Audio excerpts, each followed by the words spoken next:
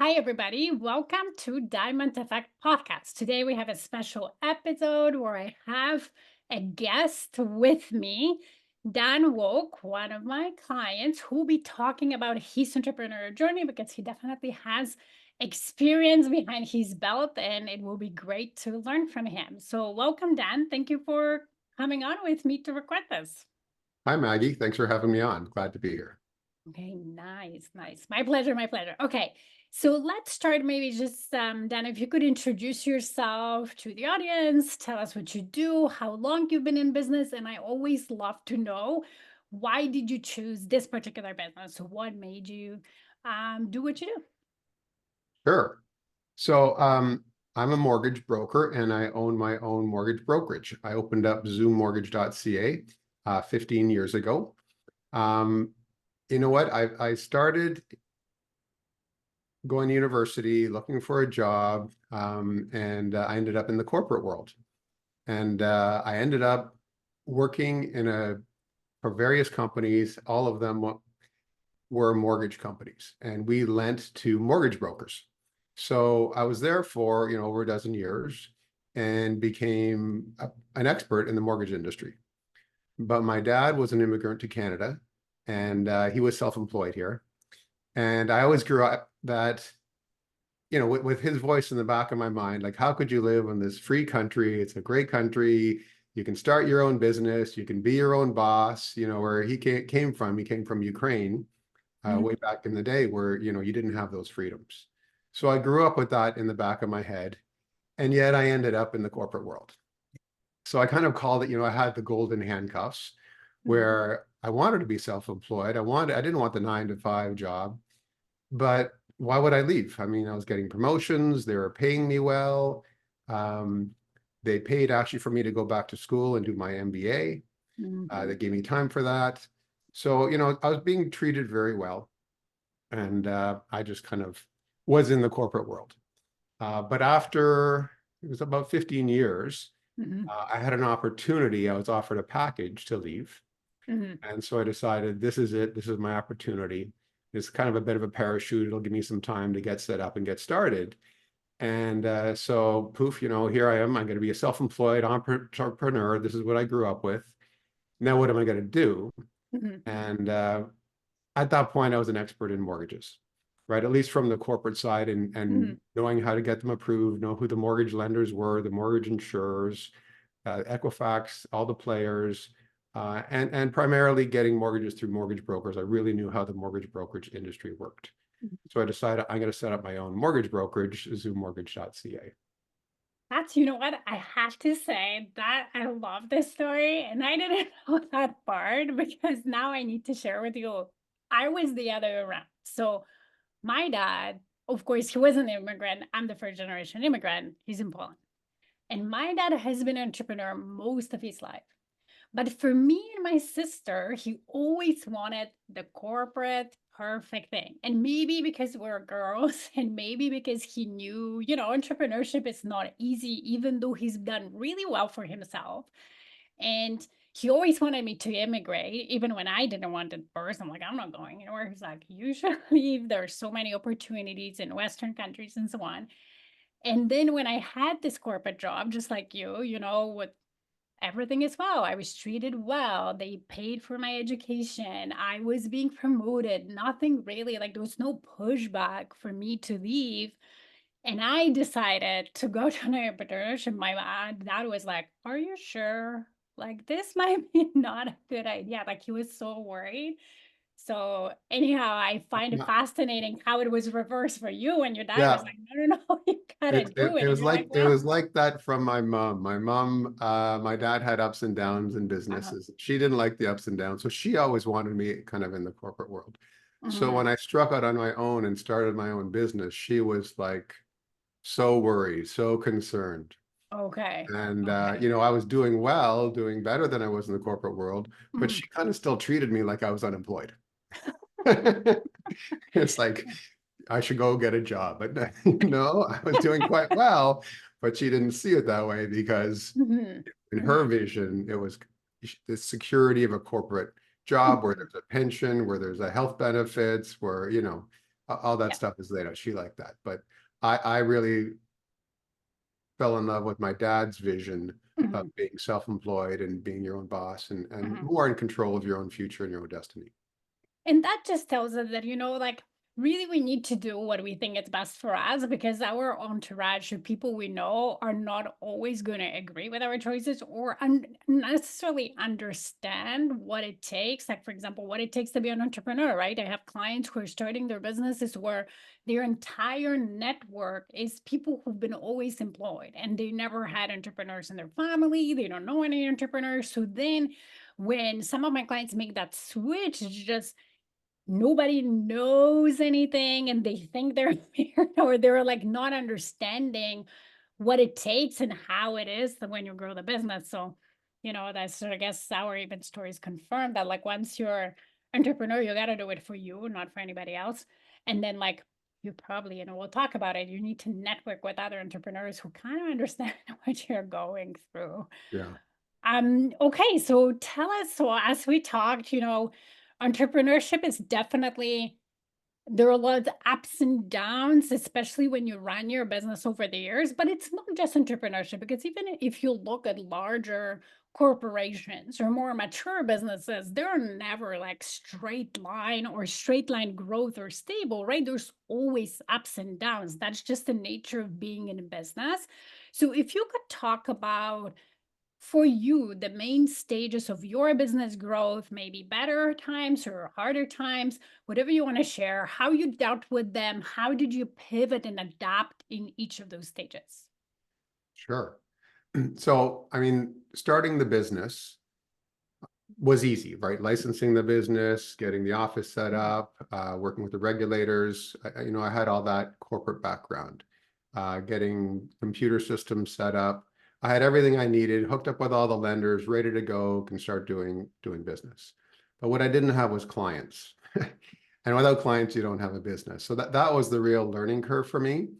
And it's a very competitive industry. There's a lot of mortgage agents and mortgage brokers out there, and it's hard to be heard, amongst beyond the noise of why somebody should work with me or how do I get my name out there. Um, so I say that first year was probably one of the two or three most difficult things I've ever had to do in my life.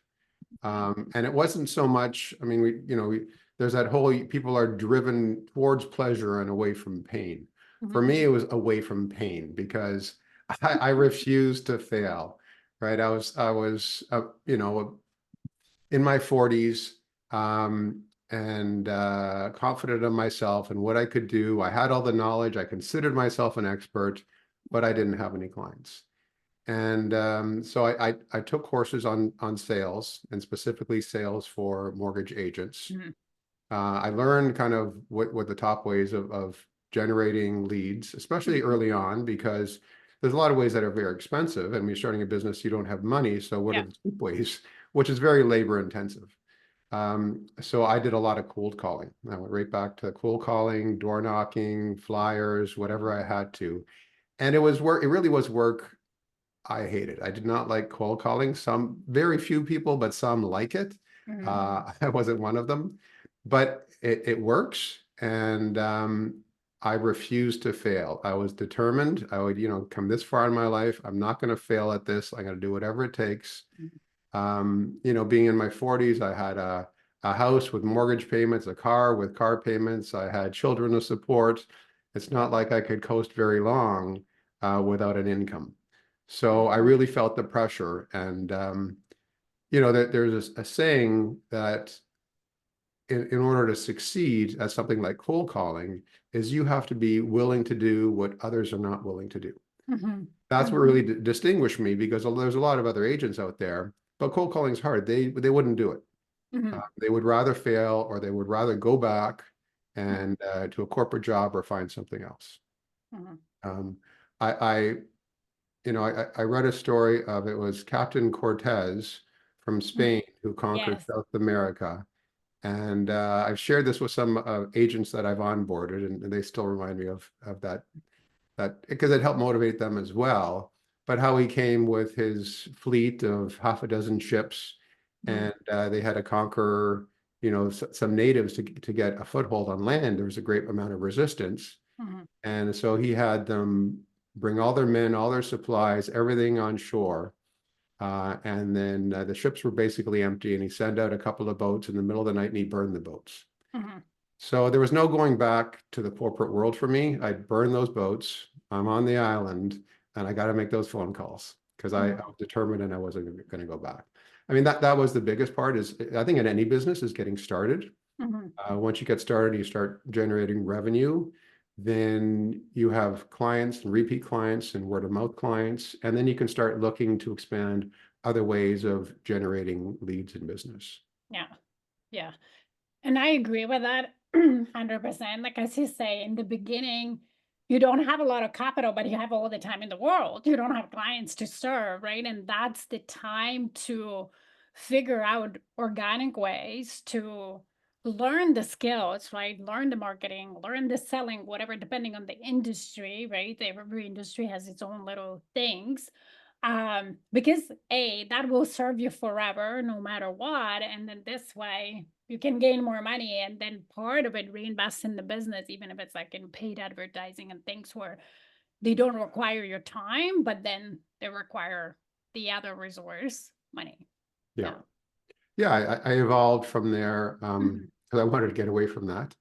And I did a lot of online marketing and paid marketing. Mhm. I actually opened a retail store I had for 5 years. I had some success with that. And I'd say they all work. Mhm. Um, were all kind of self-sustaining, and I could pay my costs and have some revenue beyond that. Although they're not as profitable, right? Like online marketing in the mortgage world is very competitive. There's a lot of tire kickers, so you spend a lot of time talking to people, working with people that don't close. Um, and Mhm. it's expensive to do. So I mean, I personally got away from that. That wasn't my niche. Um, and I eventually, going through online retail, the cold calling, I started more with networking groups, Mhm. networking with what I'd call centers of influence, Mhm. which could be real estate agents or lawyers or financial planners or accountants who have a book of business, and they could see value in having a trusted, knowledgeable professional help their clients. And being a networking community where if I had a client that needed an accountant or a lawyer, I could then refer them back. So we would help each other. And networking is a much better way to go. I describe it as the hunting versus the farming way Mhm. of developing leads, and cold calling is definitely hunting. And when you're starting out, you need to do a lot of hunting. But as you grow your business, you can build your farm. Yeah. And it's a lot of watering and planting and taking care, and it's not going to have any immediate payoffs, which is where you need to do the hunting because you need the immediate payoffs up front. Mhm. But in Mhm. the fall, the harvest will come, and the farm will pay off. So that's my preferred way of growing my business, marketing my business right now. As well as I have a mature book of business that I keep in touch with my existing clients, which I'd also put in the Yeah. farming company. Yeah, because as I say, like that's at some point in your business, you've served enough clients where if they're happy, of course, in your type of business, like their cycle is whatever, 5 years, 3 years, right? They will come back. Mortgage is renewed, they buy a new house, they downsize, they buy a cottage property or whatever that is, right? So it's not a client that returns every month, but it's a client that when they're happy, they'll remember you and then they can refer. So when your business is big enough, you'll definitely get, some repeat business from that. And in the service industry, a lot of us will have that. Some of us are mostly just, project based, and projects don't necessarily always repeat themselves, but some of us have a combination of that. But I love what you said that, like you gotta do some hunting and you gotta do some farming as well, meaning like I need to look at my business short term. Okay, what do I need now for my business to thrive and also for me, right? Pay the bills, and we all have our personal commitments, but also what do I need to do to also ensure long term? So I think you've been doing it well. That is great. Okay, so think about like, or if you could share with us what helped you to keep going, maybe when the times were harder, right? And the excitement and motivation of the new venture weren't there anymore. Because, of course, that's normal. When we're starting something new, we're super excited, right? We have this big idea, we're excited, but motivation doesn't last. And that's for everybody, that's scientifically proven.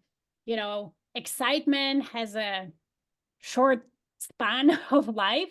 And then we need to have something else to keep us going, because in entrepreneurship, there is definitely work that needs to be put in. And sometimes you don't see results right away or for quite some time. So, what is it for you that keeps you going? That's a good question. It's partly what's exciting and keeps me motivated to going, but it's also I'm motivated to keep going because I don't want to face the pain of not making or not keeping my business.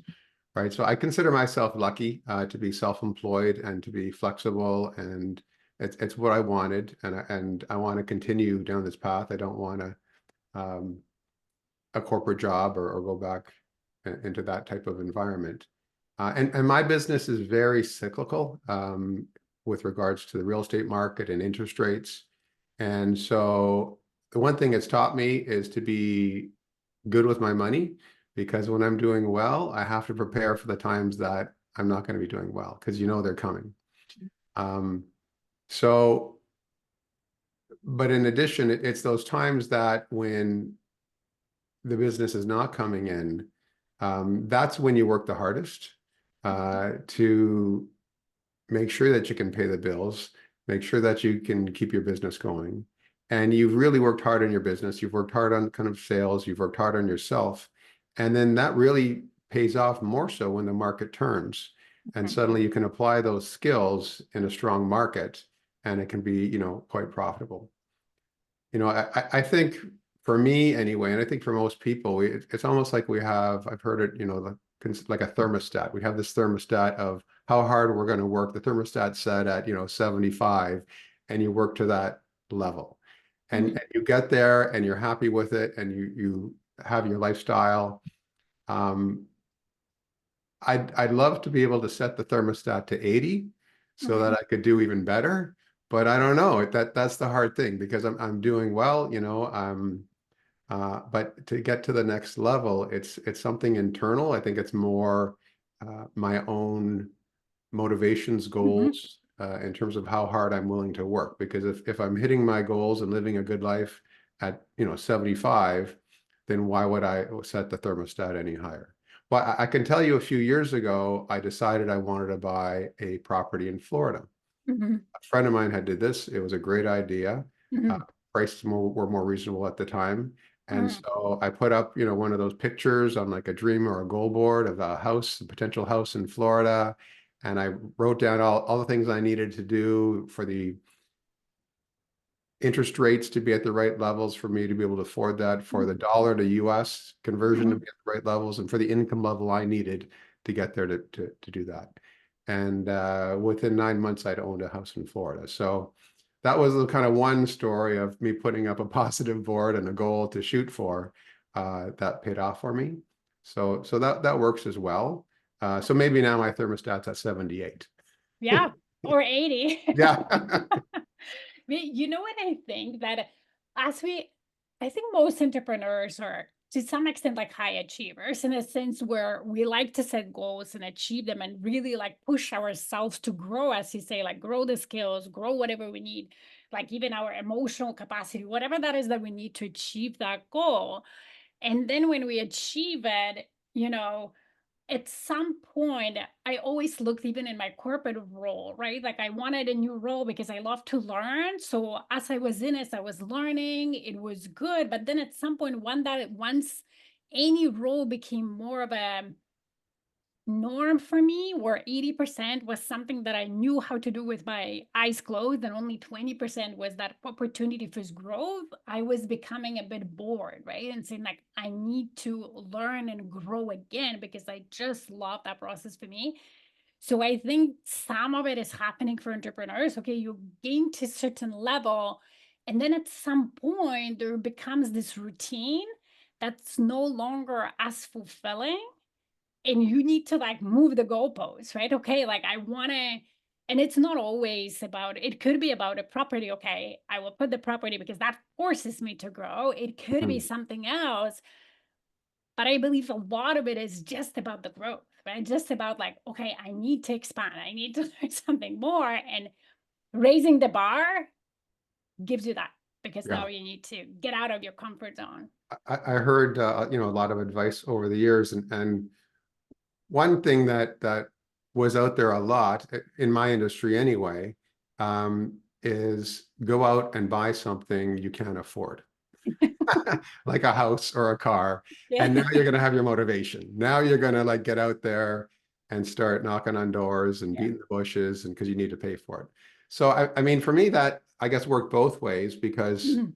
I set the goal, I was able to buy the property, but still just owning the property, now my expenses are a lot higher carrying the property. So it was just shortly after that, it just like a few months after that is when interest rates went through the roof, Mhm. and the market for mortgages in Ontario here just went through the floor. So my Mhm. business, those next 2 years were probably at a couple of the lowest levels it could Mhm. be.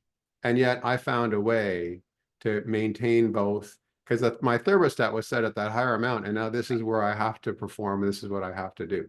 Right. So I think both can be true in terms of setting the goal and the target and working towards it. Yeah. But once you're at that level, Oh yeah. then you're going to stay at that level. You're going Oh to yeah. find a way to stay at that level. 100%. It's really like learning a language, right? Once you're at a certain level of fluency, you'll never lose it. You might like oscillate a little bit, right? Like if I think about me, I'm fluent in French. I don't use it as much anymore. So yeah, I would need, let's say, a couple months to get to the fluency where I'm really like, you know, going.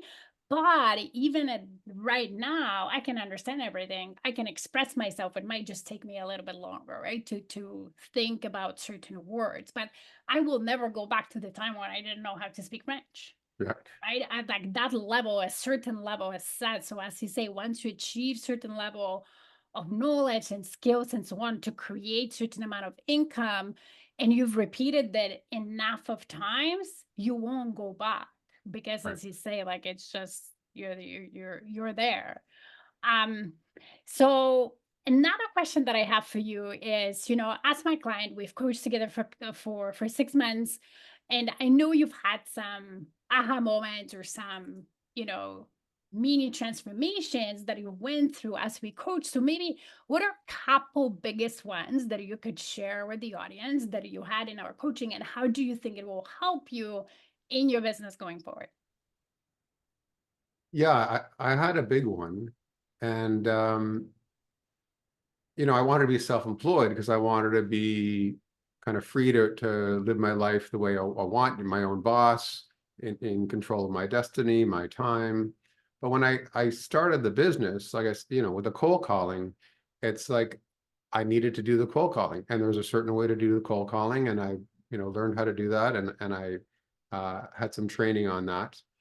And my business evolved to, online, and there was a certain way to do it online, and you had to respond to a client. Back then it was within a few minutes. I think now it's within a few seconds, and they've got the chat on there, right? Like it's just, you become a slave to that way of doing business, because otherwise you're not going to capture the clients.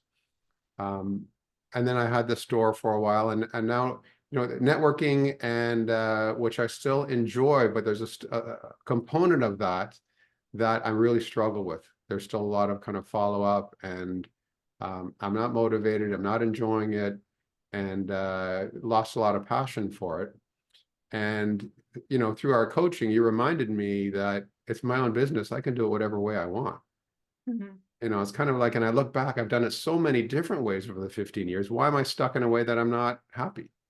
So it's Yeah. like, that was a big aha moment. Like, a lot of my marketing and business processes kind of evolved, Mhm. but you get to a point where I guess it doesn't need to evolve because I'm doing well enough, so I don't Mhm. need to change. Mhm. But I do need to change because I want to force the change. I want to make the change, if only just for my own sanity. Yeah. If I'm happier running my business, that's going to lead me to being more successful at it, Yeah. because I'm not maybe putting everything I could be into it or spending enough time if I'm not enjoying it the way I should be. So it was a real aha moment, which I mean, it's so obvious. It's my own business. I can run it any way I want to, but I didn't feel that way. I felt like there was a certain way of that I had to do, and I had to follow these processes and protocols, but I don't.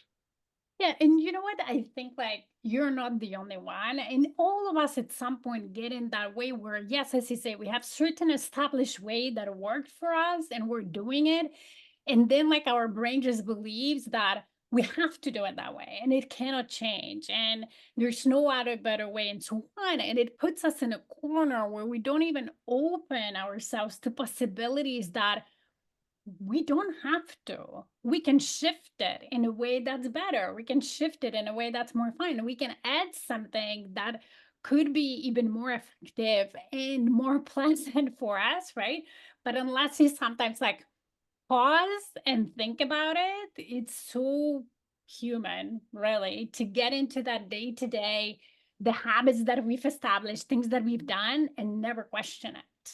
Yeah. So, yeah. Well, I mean, I'd say I have two aha moments during our 6 months coaching session, but they're the same aha moment. Like it's that difficult, because the first one was I didn't have to run my business that way in terms of 9 to 5. I work certain hours, or Right. just I could decide when I'm working, how I'm working. I can even processes of how I'm following up. And then it was several months later, it was the same aha moment in terms of I don't have to do the marketing the way I'm doing now. I could do a different way of marketing. So Mhm. it was both in terms of I could change the business, but it's different aspects of the business I could just change. Yeah, yeah.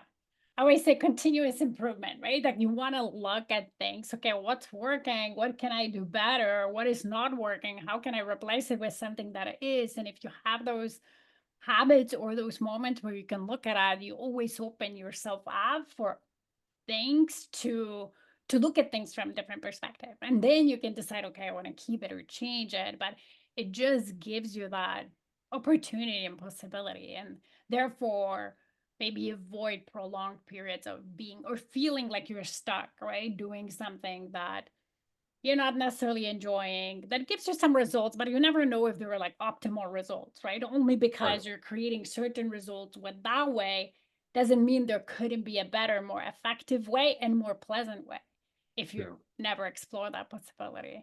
So, thank you for sharing that. Yeah. Awesome. Thank you Okay. for helping me come to that realization. My pleasure. My pleasure. All right. So before we finish, I wanted to ask you if there was anything else that you would like to mention that maybe we didn't cover that you feel could help somebody who's either brand new and listening to that, or even experienced just like yourself, but just starting to look at their business from a different perspective since we're sharing ours. And then after that, just tell people how they can find you and connect with you, especially if they have a mortgage coming up. Because I have to say, Dan is great. His team is amazing. They can help you. What doesn't matter what your situation is, they can help you really well. Yeah, great. Um, The only thing I'd kind of add is that, when you've been doing something for a long time, and I think there's be a lot of entrepreneurs listening to this. I've been doing this 15 years. Things can get kind of, like you said, you're looking for change or growth. And sometimes you may not be as happy with your business. Um, I just sometimes want to take a step back and look at my life and appreciate and realize how lucky I am. It's like, actually, I'm privileged to be doing what I'm doing. I'm lucky I can work the way I want. Mhm, There's no need, I shouldn't be unhappy with it. It's just kind of mhm, falling back in love with what I'm doing, because mhm. I think at some point the grass is always greener, and you're looking elsewhere, but um, just appreciate what kind of I have, and what I've built, and keep doing what I'm doing, and grow from there. It's kind of like be happy today, but also look to grow and Yeah, build the business. Yeah. exactly. Exactly. And people can get a hold of me online, of course. There's www.danwowk.ca, and Woke is WOWK, and the company is zoommortgage.ca. So all my contact details are online. And yeah, I'd love anybody to reach out if they have any mortgage related inquiries, and I'd be happy to help them out. Yep. And we will share all the link in the show notes or wherever this episode is posted. So thank you very much, Dan, for coming again. Thank you, everybody, for listening. My pleasure. Thank you, Maggie. Appreciate it.